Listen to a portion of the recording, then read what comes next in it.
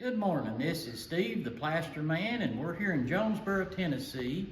It is a Saturday morning, and we're going to be repairing some plaster. This building was built in, I think, 1886. It was remodeled in the 1940s to, I believe, accommodate a bank, and they put the coffered ceilings in then. So we're going to be doing the repair works up here, and let's get started. Here we are up here on this coffered ceiling area here. The original building, the plaster was put on the brick. So if you zoom in here, you can actually see the brick right in here that's red. And some of the original base coat. And I think where this little bit of green is, that was probably the original finish coat.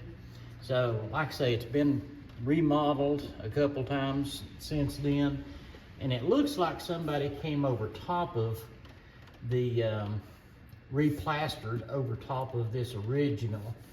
They came up to the coffered ceiling, which has some ran in place molding, and there's been some significant damage in this area here. It was pretty bad. I should have took a video before I went ahead and got started yesterday evening, cutting out the damage. It was pretty loose, so something that we've been doing for quite some time, we found that really works well. A masonry bit, and I like a 3/8 inch masonry bit. And so we drilled holes, like there was a little crack down through here and this section. That allows us to inject some of our repair product inside these holes to bond it well. I'm gonna drill another one here so you can kind of see. And you can hear that. That's pretty hollow up in here. It seems that there's been some damage. There's actually a void up in here, but we don't want to try to take all this off. So what we're going to do next, now there's several things we can do. We could spray some bonding agent up in here, but I believe on this particular instance, we're going to do better by lightly moistening it. If I can get my spray. All right, we're going to lightly moisten this so that I can get up in there well. That allows our product to, I need to wipe that off. I don't want to get it on the walls too much, but that allows our product to bond well without flash drying, because this plaster is very porous. That's one reason when we use our bonding agents, it prevents that flash drain. So if you're not using a bonding agent, you can put some moisture. One thing, I know I babble around, my eyes blink, and I'm not real good at I'm not an actor, but I can tell you some seriously good ideas about repairing, preserving our history, and repairing this stuff. So the first thing I want to make mention of is we have to know what we're trying to accomplish. What I'm trying to accomplish is fill in these voids and make this come down and be square. I am gonna fill these holes, and I'm gonna put some of this tape. I do like the mesh type tapes over top of this, and then we'll finish over that. This is something that a lot of people may be afraid of. How am I going to take care of this? One section at a time. Look at what you're wanting to do. We're going to make this come straight across here. So have you handy a little flat-edged cutting tool. You can use a finishing knife. I had cut these. I make a lot of my own tools, but when I put my repairs in there, then I'm going to cut it off like this before it's dry. I'm gonna do the same thing here. This has a bit of a roll in it, so you can be able to cut it kind of like this. It's so know what you're doing. Now here's an odd area. I'm not sure exactly what happened. It looks like it never was.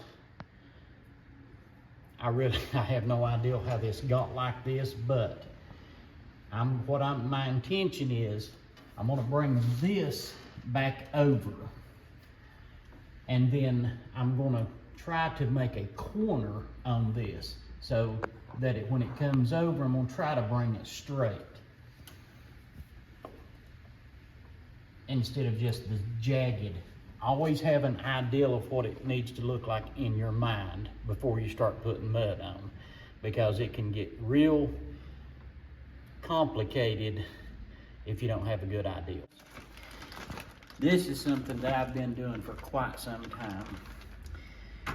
If you want to try this method, it works real well for me. So I just have a gallon baggie of any kind of variety. I like to use the freezer bags. They seem to be a little thicker.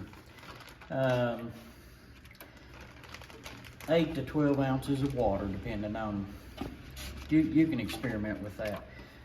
The material that I'm using is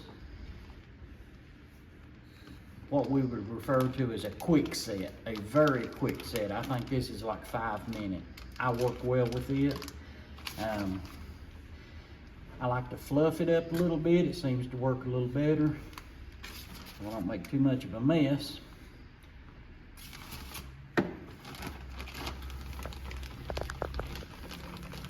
I want it a little bit stiff, but I want it pliable. I want it to be able to, I don't want it so stiff that it's not adhering good to the sides of everything, because this is going to be a bonding agent also.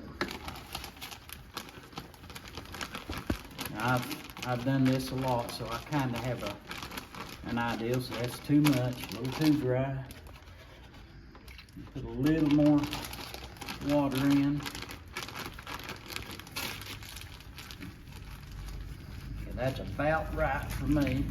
And what I do is I just flip it around, put a little tape around the top of it.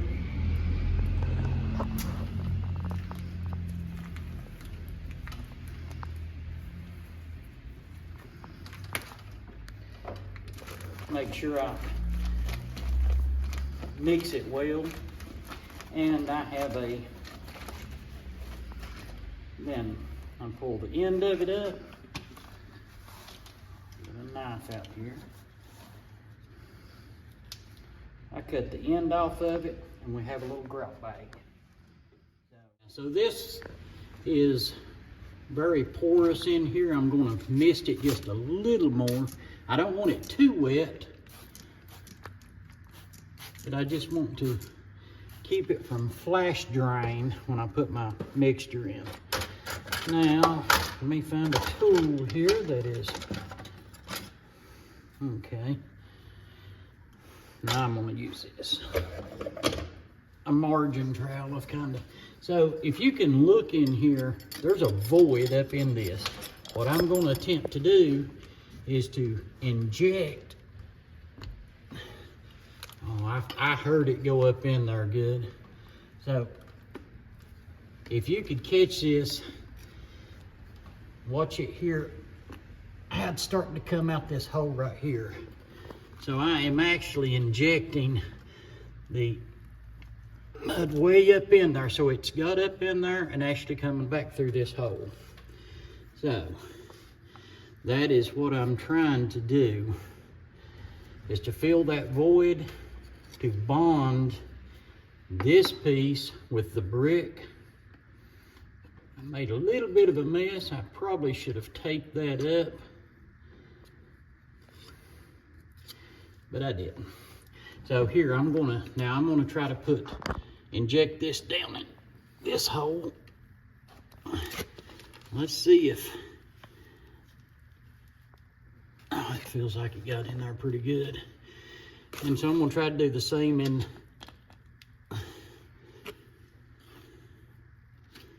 some of these holes right here. And here we go.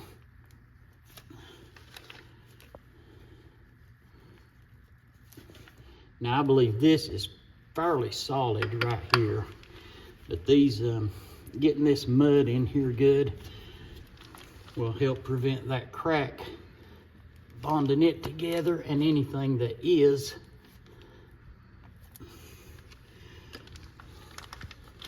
loose back in the back. So now I sufficiently have it all over my hands, which I hate to do, but I'm gonna go ahead and start getting some injected into these deep holes here.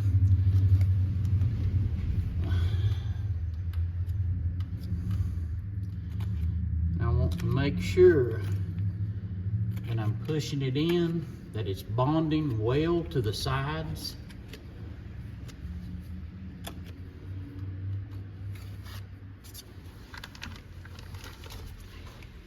I'm gonna go up here.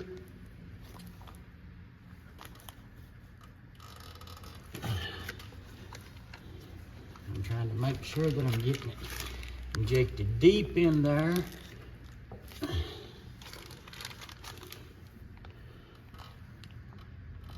Oh, you can see that it's filling and coming out. So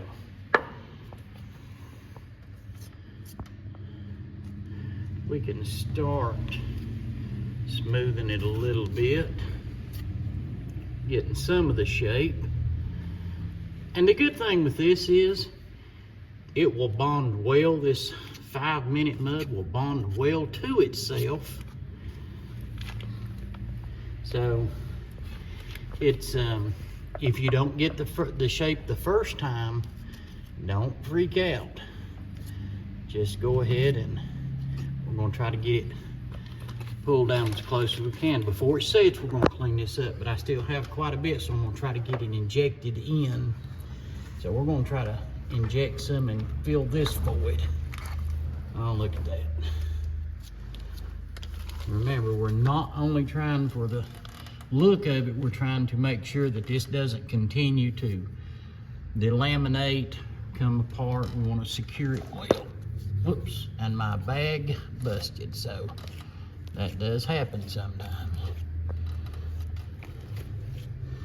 So I'm gonna manually keep pushing this up in here.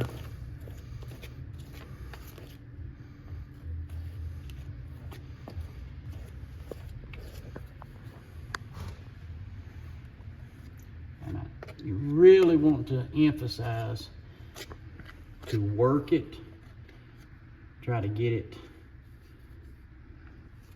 to bond well to the edges of everything. I'm gonna wait and make another bag for that so I can get a good, I'm gonna go ahead and start trying to fill this in. I am bad, as I guess a lot of people are, wanting to use all of the product that I have mixed, but it's not that much. So if I throw some of it away, it's better in the long run to lose a little bit of the mix and be able to work what you have, because this will start setting here in a little bit. So guys, now I'm starting to, this hasn't set yet, so I'm going to try to go ahead with a 6-inch utility knife, drywall knife, you may know it as.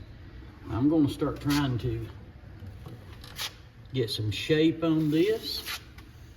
And yes, I'm going wider than the crack, but there's a purpose for that, so that we don't have a big hump. So, and I am going to put some fiber in over this crack right here. I'm just trying to get some shape to it right now. Oops. Got a little. And if you get a piece of sand or something, foreign object in it, pick it out if you can. And remember, it doesn't have to be perfect the first 2 or 3 layers.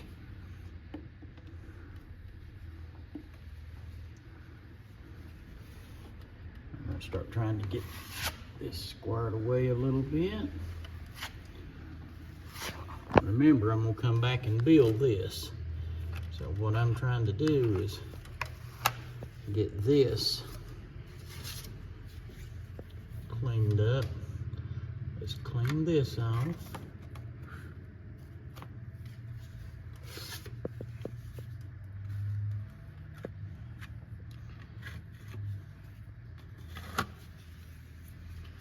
And let's start cleaning this because I can tell it's starting to get a little, it's gonna start setting on us a little bit.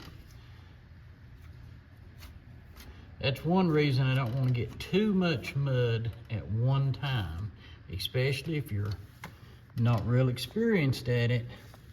You will get frustrated. I'm going to go ahead before this sets anymore and put me some fiber tape or mesh tape in over this crack. While my mud is still sticky, and I've got my hands a mess, so I'm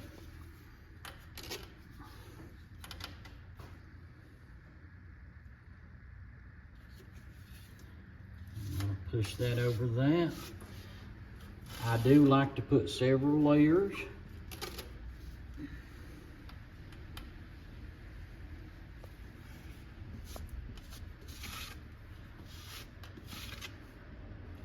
See, it's already looking better. It's not anywhere near complete, but it's looking better. I'm going to keep smoothing. I'm going to put another layer of this fiber. Well, I call it fiber, of the mesh tape. So I'll make sure that I cover the crack that I had there.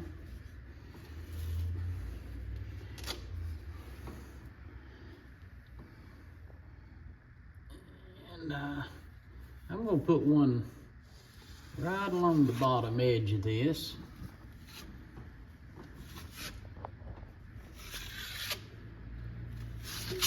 As you can see, we just keep trying to clean it up.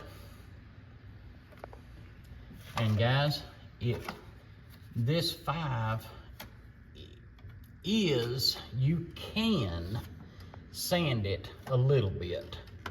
It's pretty hard, but you can clean it up a little bit once it's totally dry. And I do like to come back, and you can get a lot of little burrs off, but try to get it as smooth as possible right now. I'm gonna have to use a different tool here to get in here and clean this up.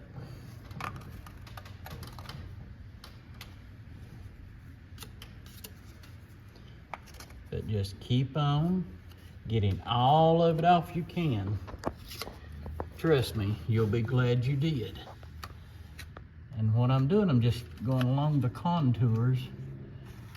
Remember, I said I want to build this in here, so when I start building this corner.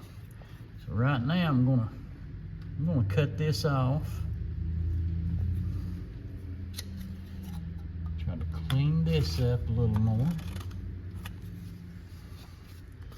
Now we're going to use a specialty tool, one that we make. Hopefully we'll do some videos on how to make some of these little tools. They really come in handy when you're doing a detailed project. Now I don't, see right here's what I'm saying, I do not want to lose, I want to keep my lines, keep everything I can.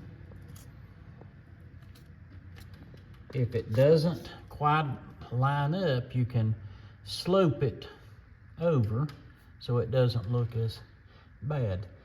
Now we're going to leave this. Let's come over here and see if we can clean this up a little more. See, there's a little area here.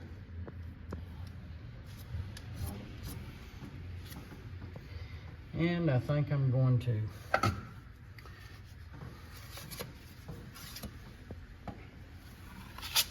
now you can tell this is really starting to set up.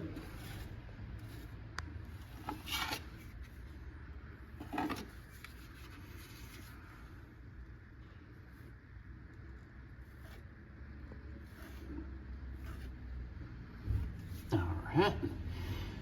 Now we're going to mix us another bag and go with that again.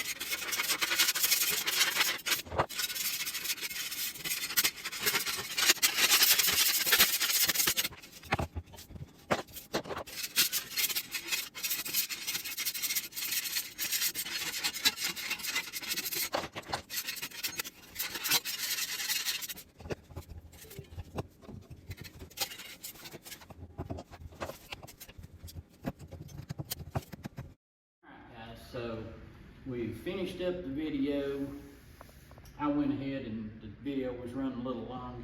I went ahead and worked on it some more. I built this corner out. Same process. Now I will come back when everything's good and cured, and I'll clean up a little bit, buff out some of these rough spots. But this is pretty much it. Remember, save all the plaster you can. So, this is Steve the Plaster Man. Catch you on the next one.